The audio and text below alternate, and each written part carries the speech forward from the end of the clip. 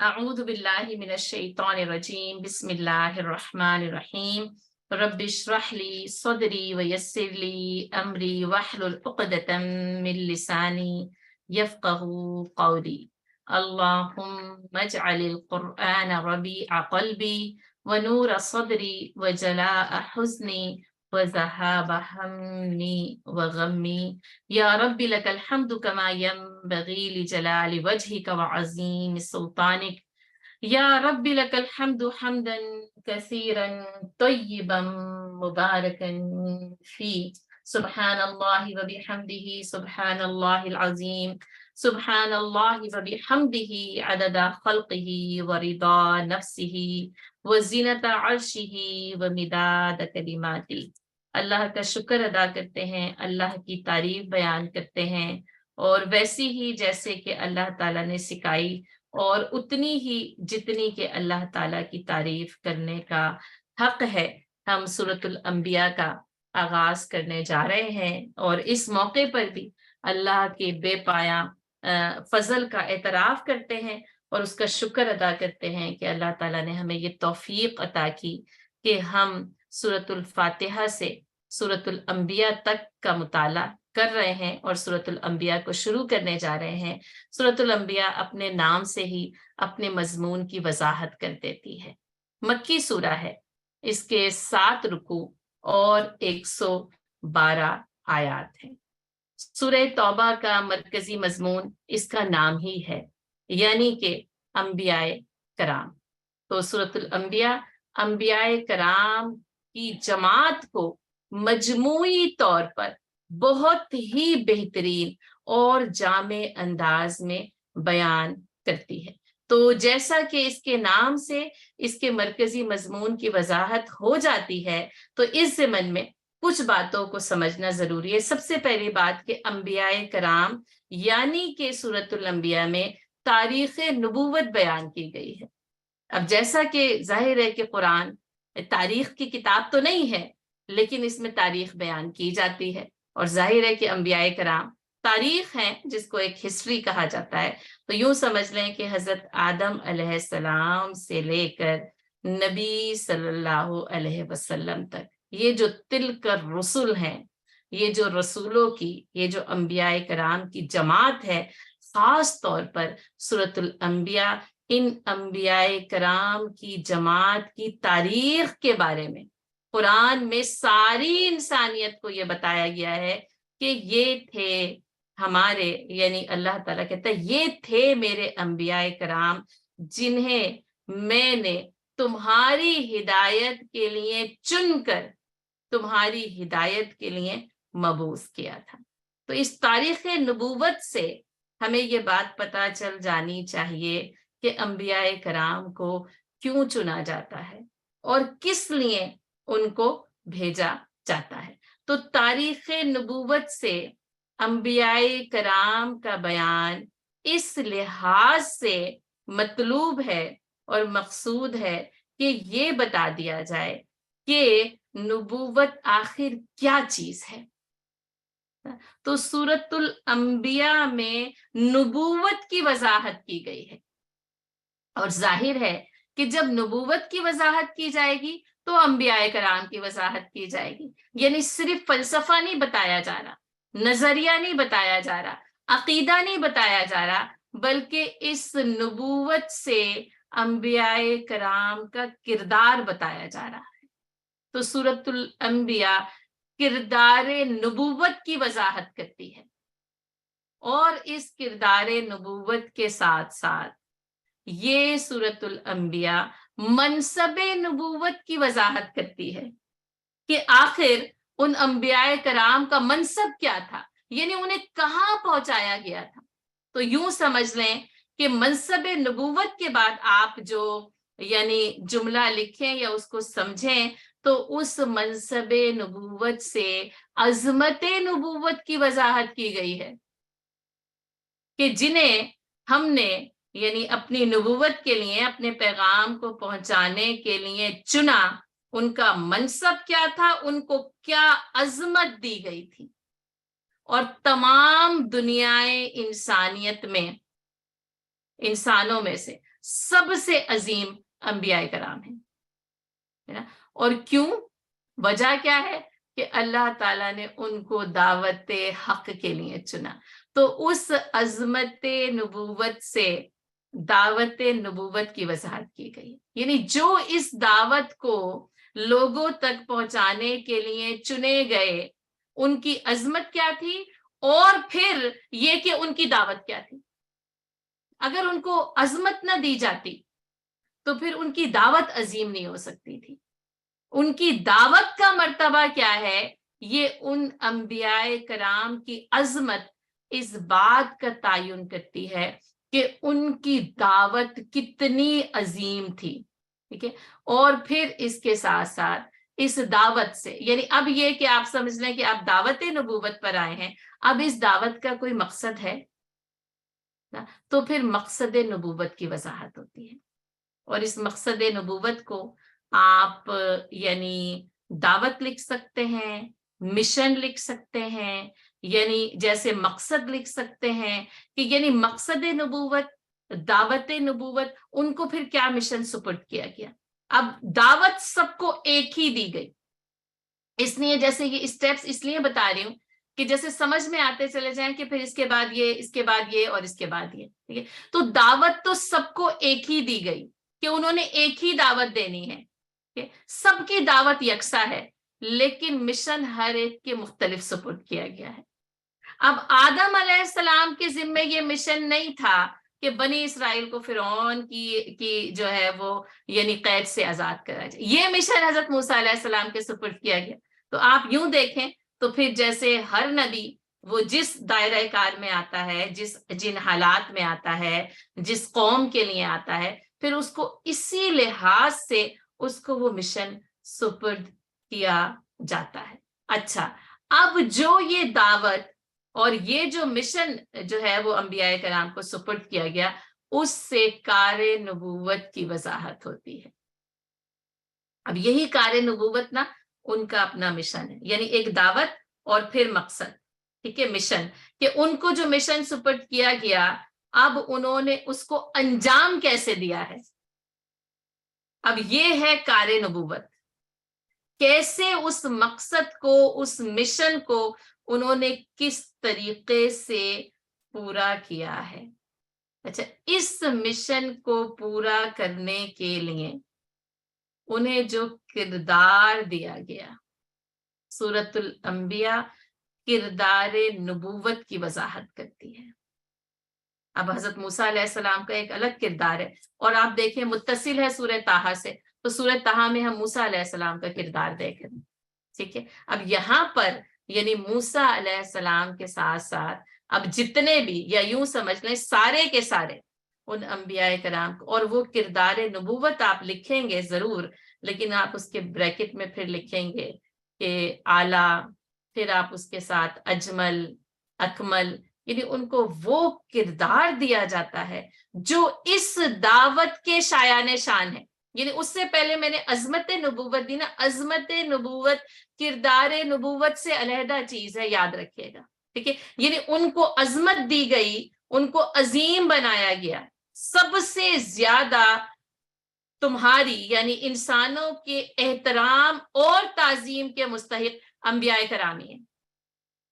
اور پھر یعنی اس تعظیم کنیکٹڈ ہیں، یہ ساری چیزیں ایک دوسرے کے ساتھ کنیکٹڈ ہیں، لیکن آپ یہ سمجھ لیں کہ یہ ٹھیک ہے کہ یعنی اعلیٰ کردار، اور لیکن اس اعلیٰ کردار سے پہلے بھی وہ تعظیم اور احترام کے مستحق ہیں، اور پھر یہ اعلیٰ کردار ان کے کردار کو متعین کر دے. یعنی پھر اس اعلیٰ کردار میں یعنی کردار نبوت میں پھر آپ اعلیٰ لکھیں، پھر آپ وہ اخلاق لکھیں، ان کی ثابت قدمی لکھیں، اور انشاءاللہ جب ہم سورۃ الانبیاء کا مطالعہ کریں گے تو یہ ساری کی ساری چیزیں جو ہے وہ ہمارے سامنے کھل کر واضح ہوتی چلی جائیں گی.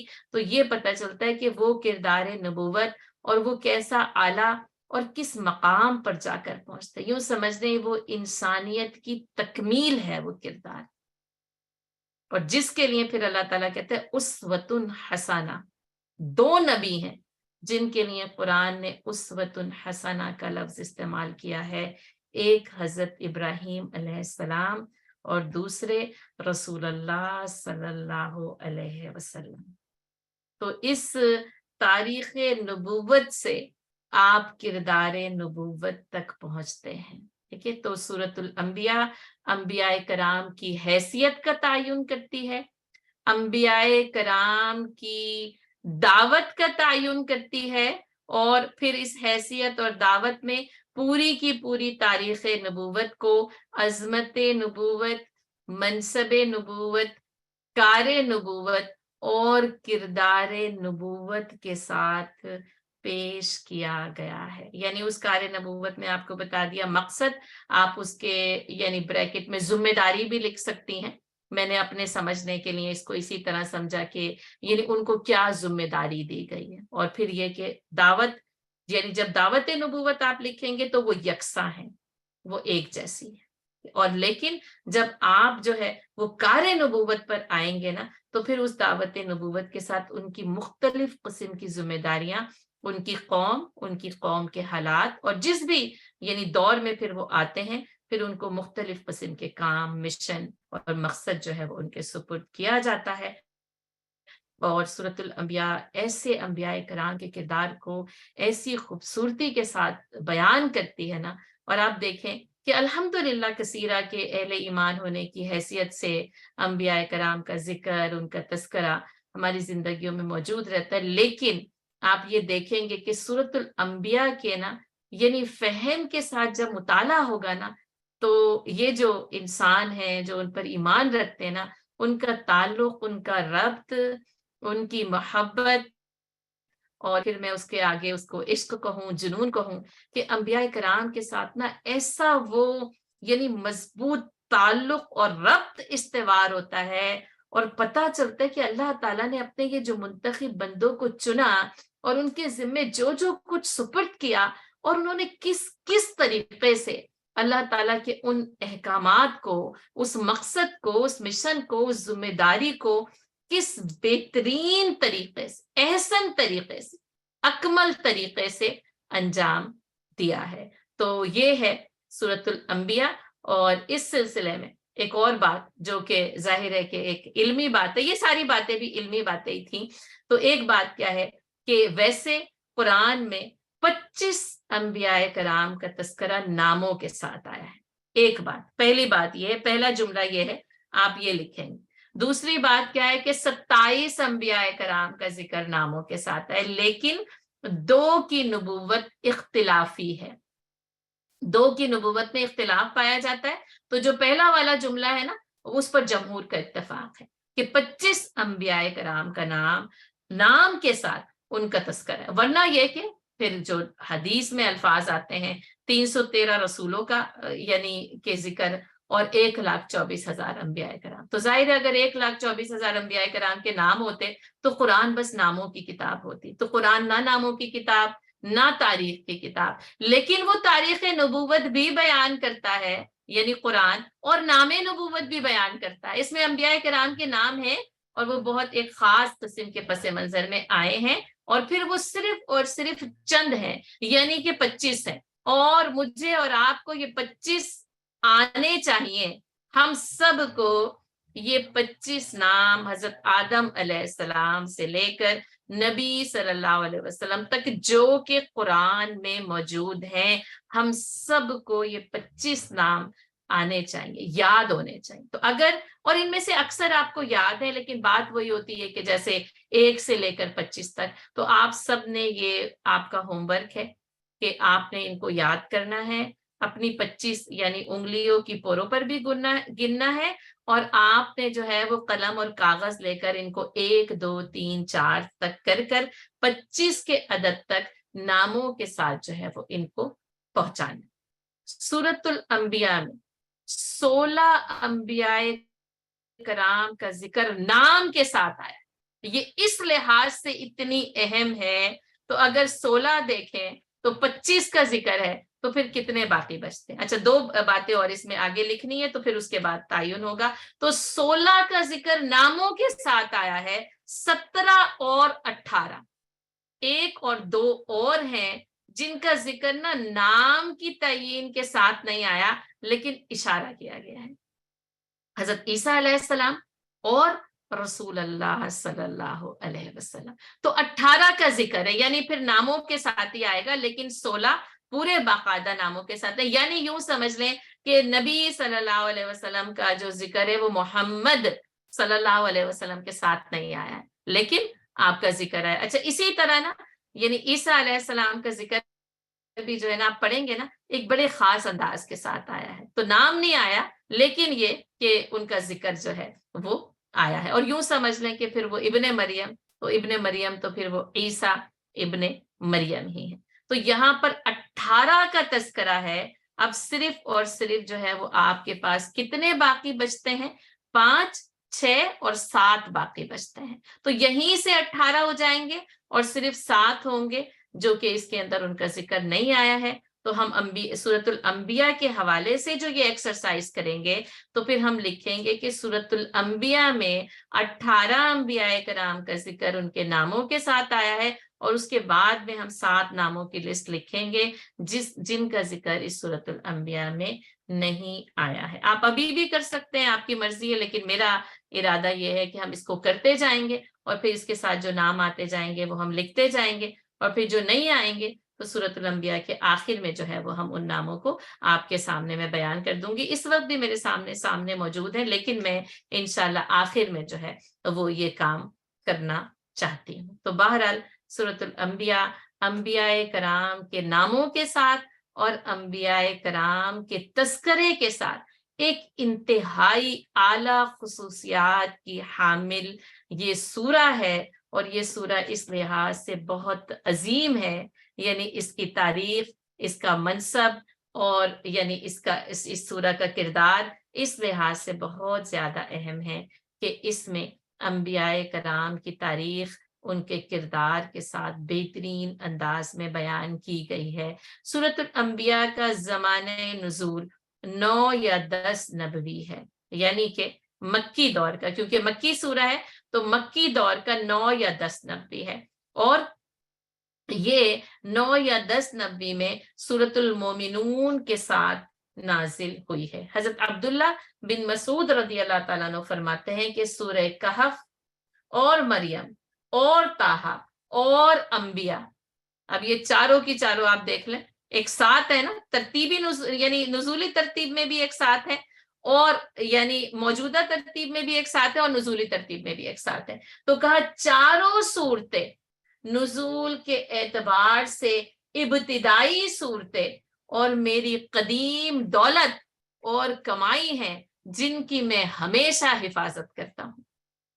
کیونکہ میں پھر دہراتی ہوں، حضرت عبداللہ بن مسعود رضی اللہ تعالیٰ عنہ فرماتے ہیں کہ سورہ کہف اور مریم اور طٰہٰ اور انبیاء، یہ چاروں صورتیں نزول کے اعتبار سے ابتدائی صورتیں اور میری یہ قدیم دولت اور کمائی ہیں جن کی میں ہمیشہ حفاظت کرتا ہوں.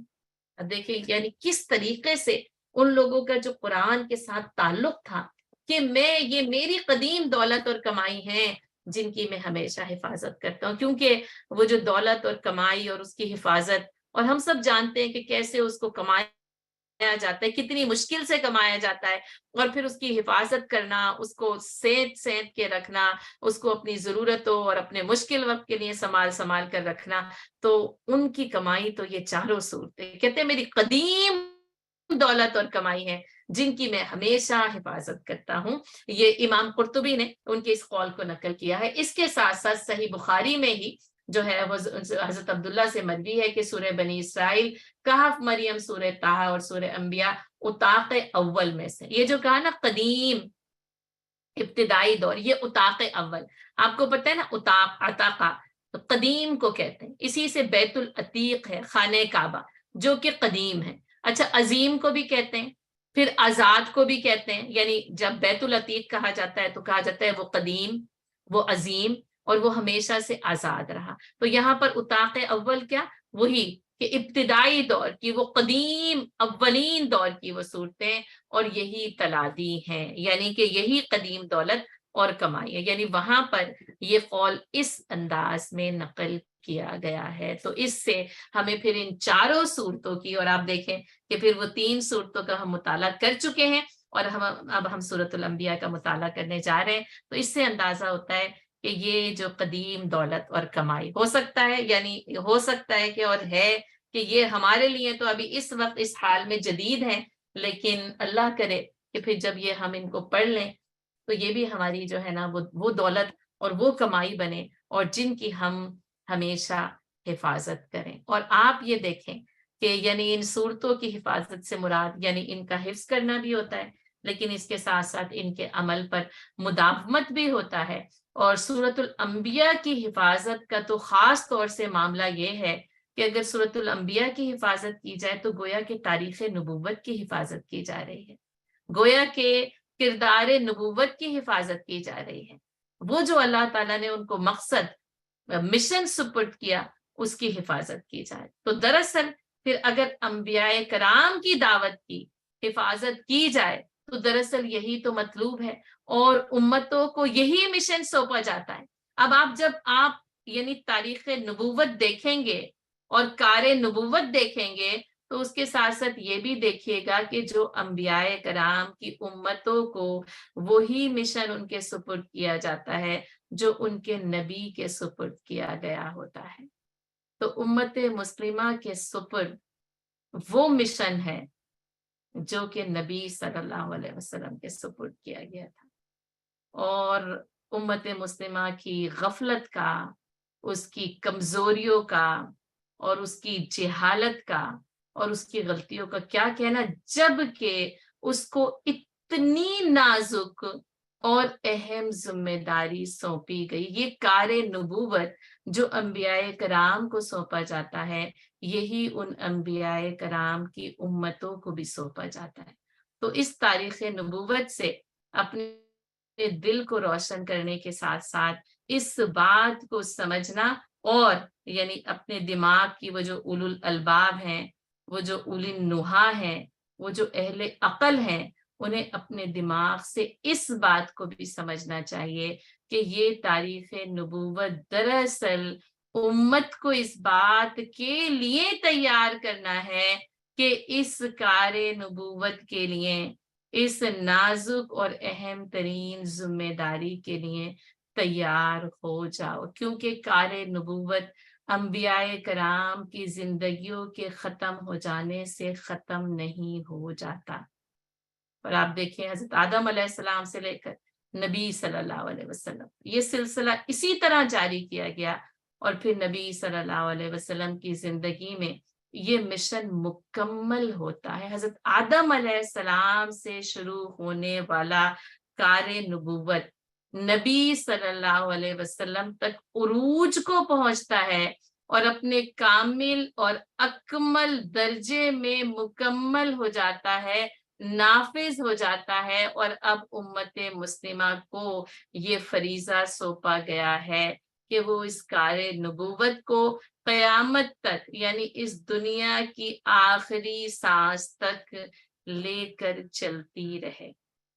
تو آئیے دیکھتے ہیں کہ سورۃ الانبیاء کے ایک ایک لفظ میں اللہ تعالیٰ نے مجھے اور آپ کو کیا پیغام دیا ہے۔